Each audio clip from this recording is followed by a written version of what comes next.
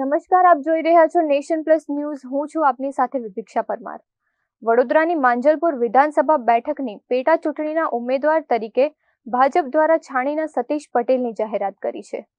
Party તરફથી મળેલા mandate બાદ સતીશ પટેલે વડોદરાના ભગવાનના આશીર્વાદ મેળવીને ચૂંટણી પ્રચારના વિધિવત શ્રી ગણેશ કર્યા છે.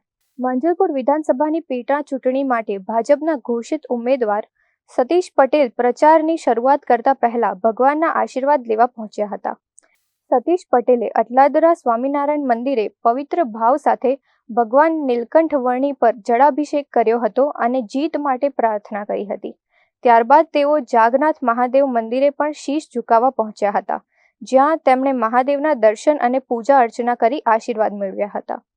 આ પ્રસંગે સતીશ પટેલે માંજલપુર બેઠક પર લાંબા સમય સુધી ધારાસભ્ય તરીકે સેવા આપનાર યોગેશ પટેલને પણ ભારે હૈયે યાદ કર્યા હતા અને શ્રદ્ધાંજલિ આપી હતી.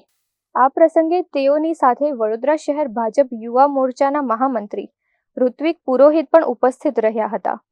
ભારતીય જનતા પાર્ટીના કાર્યકરો અને સમર્થકોની મોટી ઉપસ્થિતિ વચ્ચે સતીશ પટેલે માંજલપુરના વિકાસ કાર્યોને આગળ ધપાવવાના સંકલ્પ સાથે ચૂંટણી પ્રચારના શ્રી ગણેશ કરી દીધા છે.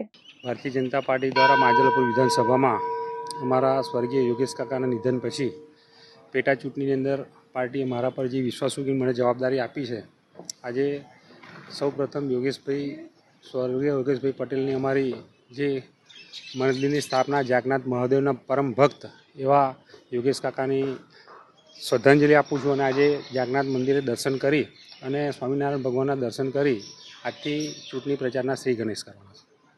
કેમેરામેન નવનીત પરમાર સાથે Chirag Patel, nation plus news, Vadodara. સમાચારોના સતત અપડેટ મેળવવા માટે અમારી નેશન પ્લસ ન્યૂઝની યુટ્યુબ ચેનલને સબસ્ક્રાઇબ કરો, બેલ આઇકન દબાવો અને જોડાયેલા રહો ફેસબુક, ઇન્સ્ટાગ્રામ અને ટ્વિટર પર.